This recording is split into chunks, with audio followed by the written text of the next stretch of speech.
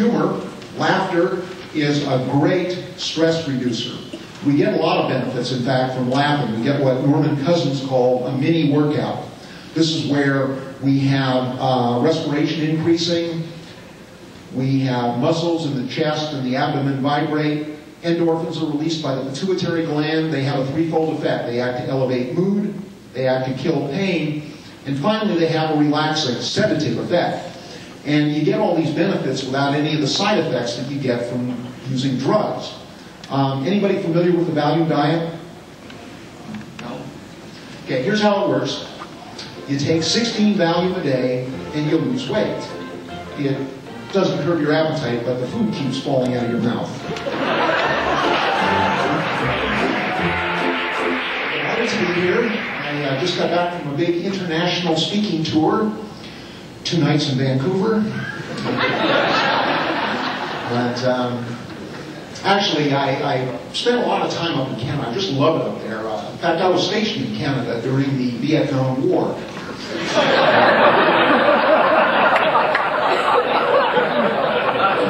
Stationed in an Army surplus store. Anyway, yeah, it's nice to do the speaking and the stand-up comedy because you do get to travel quite a bit. Any former New Yorkers here? One, sir? Okay. One thing, it's a little hard to getting used to the Bronx anyway, because everybody there speaks like Sylvester Stallone. I mean, this is no exaggeration. Every conversation you have seems to sound like this. Yo, Carl, what do you think? Maybe we spot a couple rounds, huh? Oh, no, I don't think so. Not today, Susan. I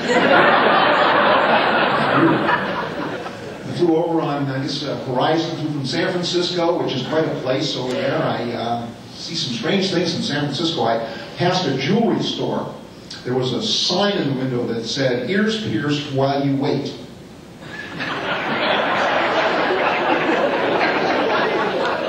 What is the alternative to this? Right? There's another store down the street. You'll leave your ears overnight.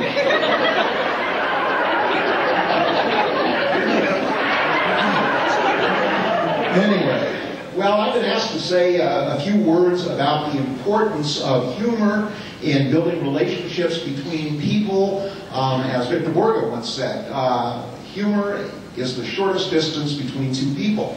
There's no dichotomy between being serious and having fun. Winston Churchill was noted for having a great sense of humor.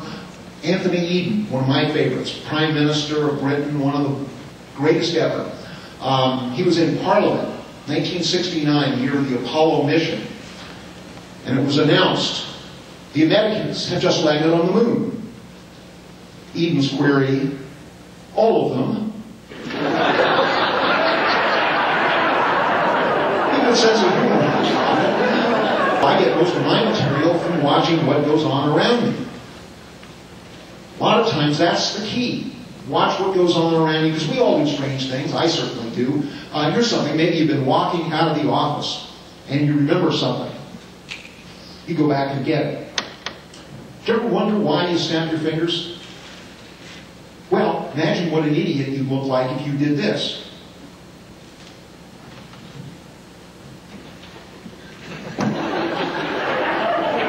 Well, there he goes again, Joan. That guy's an idiot. Or maybe you recognize a friend of yours. You recognize somebody walking down the street. You go after him, try to get his attention.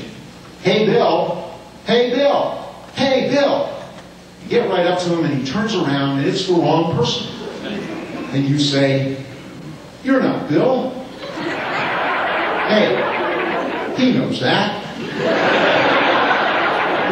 And he's probably really glad that he's not Bill. Because if he was Bill, he'd be a friend of yours, and you're obviously an idiot. Great political humorist Will Rogers once said that being a comedian is easy because you've got the whole government of the United States working for you. And I know that I get a lot of material from some of our great political leaders. One of my favorites was former governor of Georgia, Lester Maddox. Anybody remember Lester? A couple people? I mean, It's great. I mean, everybody's got their own anecdote, but one of mine favorites, he was coming under some fire because of the horrible state of Georgia's prison system.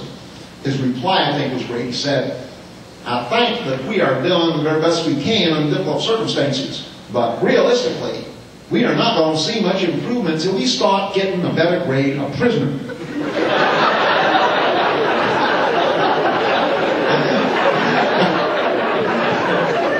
Here's a man who's gotten right to the heart of the problem. And we've been letting all this riffraff into our jails. I find material in magazines as well, or books of one sort. I was reading a thing, actually this is a couple years old, but I was reading a thing in 1996, Business Week magazine, and it was talking about the president of Microsoft, Bill Gates. Anyway, it said that in the year 1995, Gates' earnings for the year came to $365 million. Now, I was impressed. I mean, this is $1 million a day. I don't know about you, but I figure you're making $1 million a day, you don't yawn when you get up in the morning. You yodel. I mean, it's marvelous. You can afford to spend $300,000 just on breakfast. And you really don't mind the months with 31 days. Extra million. Of course, February is kind of a drag, only 28 days in February. Might want to economize a little, maybe take in a roommate, washing, who knows. Anyway, that, by the way, is a type of humor which is pretty straightforward in its development. It's called understatement. And basically, the way understatement works is you take something extreme, such as making $1 million a day, you put it into ordinary categories. And what happens, your listener pictures this thing in their mind or thinks about it, and the understated way you're talking about it will create an incongruity. And that's where the laughter comes from. One thing I'd like to recommend to you is the use of understatement as a communication device. Because that's true. Understatement is a way of making a point. And not only that, but it's perhaps one of the most powerful ways to make a point. A lot of times when we're talking to people, whether it's our staff or the voters or whomever, we have a tendency to use the American way, which is the hard sell, overstated kind of presentation. Lawyers do this. I mean, they've imbibed toxic amounts of linear thinking, and that's the way they present everything. It's straightforward manner. But when you understate something, now you are gaining a tremendous advantage. Number one, because it's more memorable. Just because it's unusual. We don't do it that much. One of the things about understatement, in addition to the fact that it is unusual and therefore more memorable, is that when you're understating something, you can never be accused of exaggeration. It just doesn't work that way. You gain immediate credibility by understating a point of view.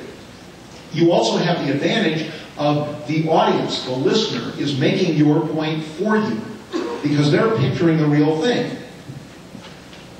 Sir? May I call you sir? I can't see your name. That's right. I have one wake me up. Well, that occurred to me too, but that's I don't really go too far out of my way, because F. Lee Bailey once said there was a juror had fallen asleep, and he asked the judge, I don't want to wake the juror, Your Honor, but he's asleep. Do you mind waking him up? And the judge said, well, you put him to sleep, you wake him up. But, I mean, obviously, sir, I can tell from looking at you that you're a member of the upper crust, that you are extremely wealthy. You undoubtedly, among your other vehicles, have a Rolls-Royce limousine. You're right. Okay. Now, how would this gentleman refer to that vehicle? As the Rolls-Royce, the Rolls... Anybody? The wife's car. There we go. The wife's car. Good. Thank you.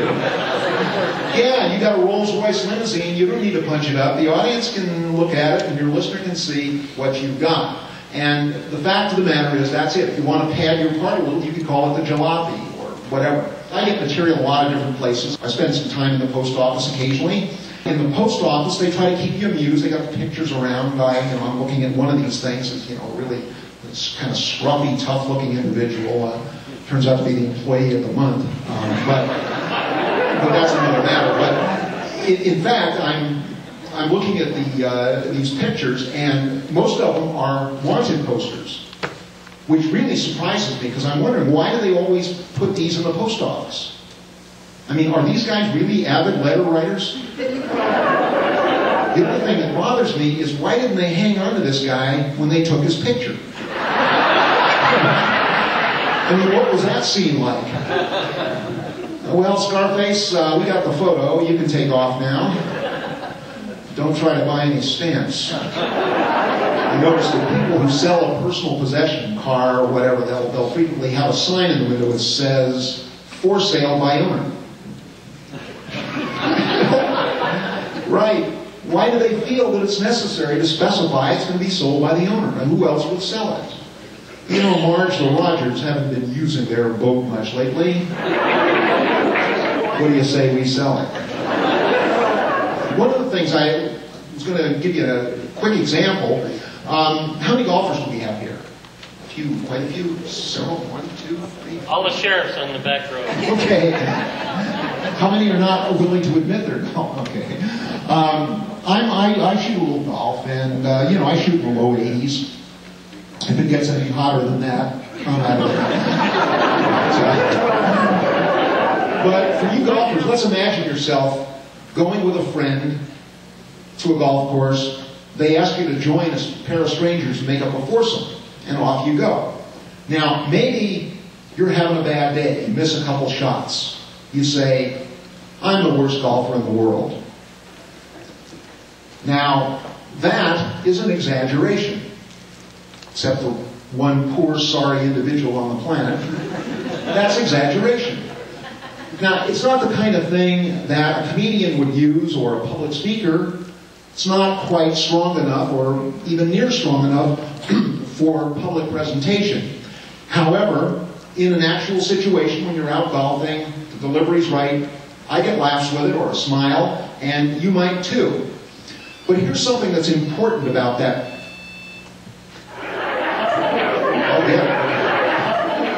Anyway, here's something you might think about. If you were to say, "I'm the worst golfer in the world," even if it doesn't get a laugh, you have still done something that's quite important. You have shown that you don't take your golf too seriously, that you have a sense of humor about it, that you don't take yourself too seriously. This is one of the most valued of social traits.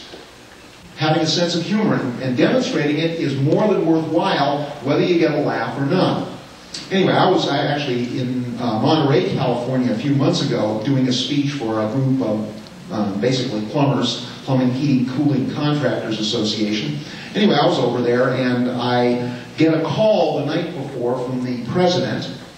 He says that we're having our association golf tournament tomorrow. We'd like you to join us.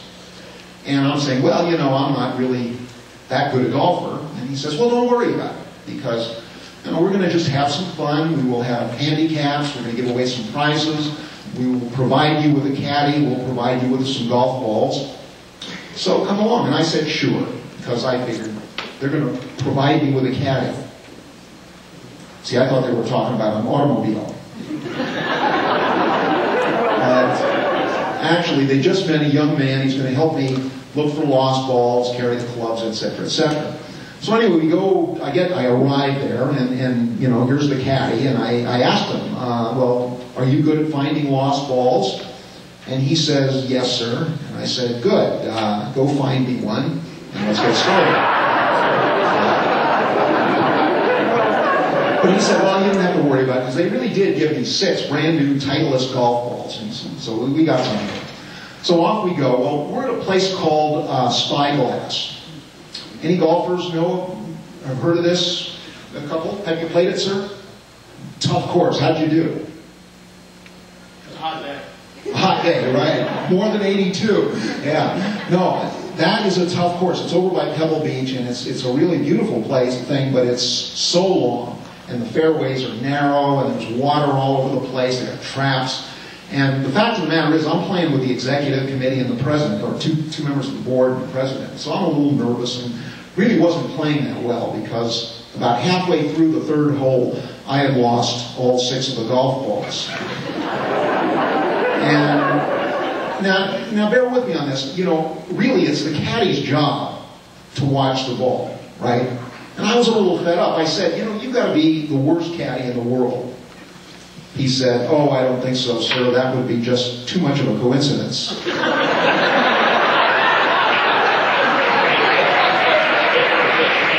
lot of my material comes from various places. I watch some of our presidential candidates, and I know some of you have to run for office yourselves, and so I thought I'd pass along a little bit of what I've learned from watching some of the people operate at that national level.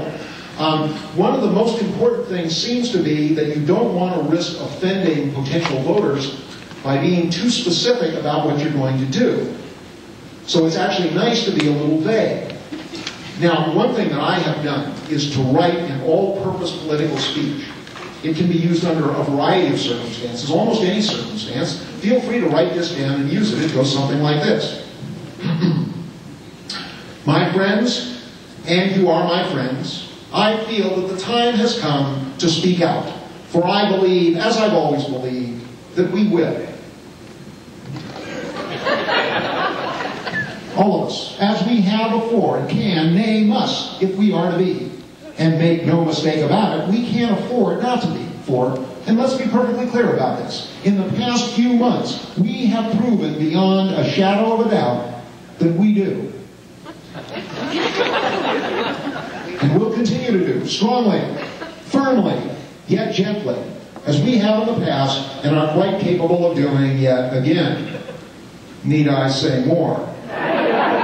But, and this is a big but, now and at the same time, and this is a decision only you can make, shall we?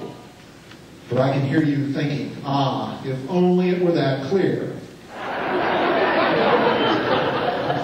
Now, I know, and here I must disagree for a moment, for where would this country be without this great land of ours? And I have the facts to bear me out. But we can't do it alone, for we believe, as we've always believed, that without the future, there can be no tomorrow. I'm sorry. Should we go on supporting foreign dictators, or take better care of the ones we have at home? No, I feel that we, and when I say we, I mean us, strong in our weakness, yet weak in our strength, never fleeing from fear, but never fearing to flee.